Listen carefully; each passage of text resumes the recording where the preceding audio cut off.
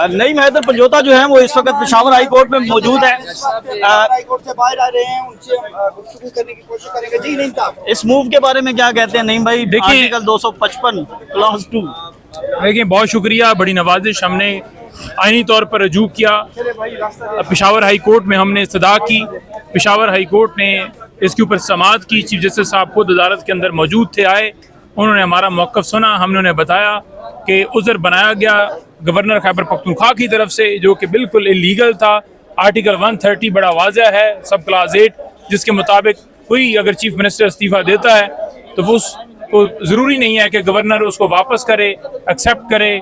कोई आइनी तौर पर इस तरह का मामला पाबंदी वाला नहीं है। तो लिहाजा पेशावर हाई कोर्ट के अंदर समाअत हुई है, दलाइल हुए हैं। दलाइल के बाद जो है वो अदालत ने कल तक का टाइम दिया है। कल तक जो है वो गवर्नर से, क्योंकि अटॉर्नी जनरल ऑफिस से डिप्टी अटॉर्नी जनरल साहब वहाँ मौजूद थे, वो अपने जो गवर्नर साहब हैं उनसे पूछेंगे। उसके बाद अपना मौक़िफ़ अदालत के अंदर पेश करेंगे। हमारी तरफ से, यानी स्पीकर साहब की तरफ से, चीफ मिनिस्टर की जो तैनाती है, जो उनका इंतखाब है, उसके बाद जो है वो समरी बाकायदा तौर पर जो लीगल यानी प्रोसेस है वो फॉलो करते हुए समरी गवर्नर हाउस को भिजवा दी गई है। 5 घंटे का टाइम गुजर गया है। गवर्नर साहब ताख़ीरी हरबे कर रहे हैं और वो नहीं चाहते कि वो हलफ लें। इसलिए हम यहाँ इस्तदा लेकर आए थे कि हमारी सदा मंजूर करें। हमारी सदा यही है कि अगर गवर्नर हलफ नहीं दे रहा, जो कि बहाने बना रहा है, तो आप ऐसे शख्स को मुंतखब करें, एक नया शख्स नामजद करें, यानी स्पीकर नामजद करें, जो कि अदालत का इख्तियार है। चीफ जस्टिस जो पेशावर हाई कोर्ट है वो इख्तियार रखता है। कोई भी किसी भी सूबे की हुकूमत इसी तरह ख़त्म हो, वहाँ के चीफ जस्टिस के पास इस्तदा लेकर जाई जाती है और चीफ जस्टिस ने ये करना होता है उसके ऊपर फैसला। और जो उसके मुतबादले के तौर पर कोई जो शख्स होता है, जो ददार होता है, उसको नामजद किया जाता है और वही आगे जाकर हलफ लेता है। तो सुबह गवर्नर की तरफ से जो टीम है वो अपना मौक़िफ़ आके देगी। उसके बाद जो है अदालत से हम वहाँ उस मौके के ऊपर इस्तदा करेंगे कि अभी अगर वो उज़र बनाते हैं सुबह भी कि हमारी मसरूफियत है या कोई और रीज़न है, बहाने सिर्फ क्योंकि 1 घंटे की मुसाफत है, 1-1.5 घंटे के अंदर इस्लामाबाद से बंदा यहाँ जाता है, तो फिर क्या होगा?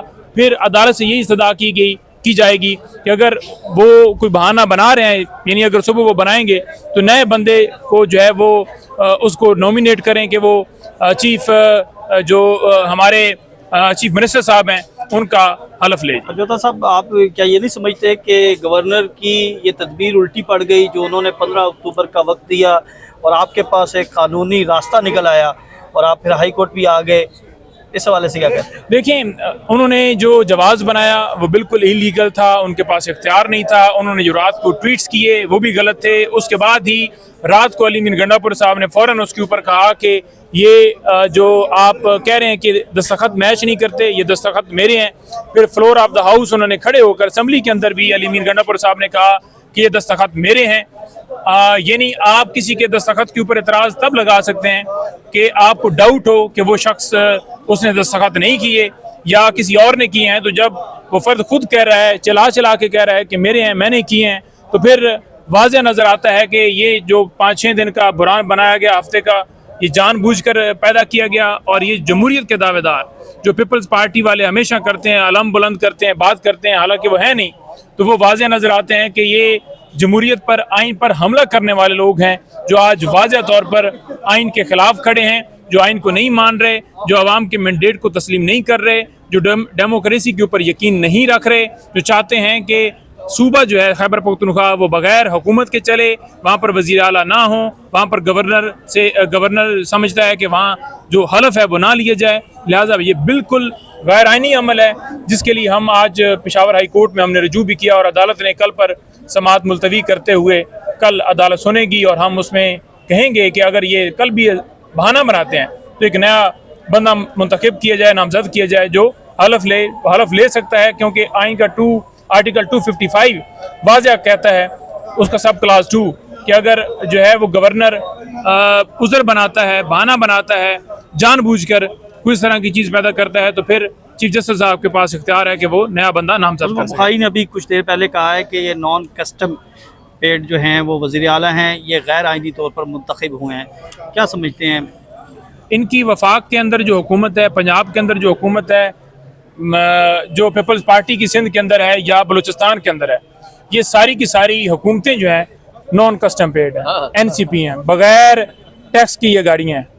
اور بتائیں. یہ تو وہ آپ کو کہہ رہے ہیں. نہیں وہ ہے نا، یہاں تو عوامی حکومت ہے. یعنی جیلی مینڈیٹ کے ساتھ کیسے آپ کانفیڈنس کے ساتھ، بشرمی کی انتہا ہے کہ آپ ہارے ہوئے بھی ہوں، آپ کے لیڈران تمام ہارے ہوئے ہیں.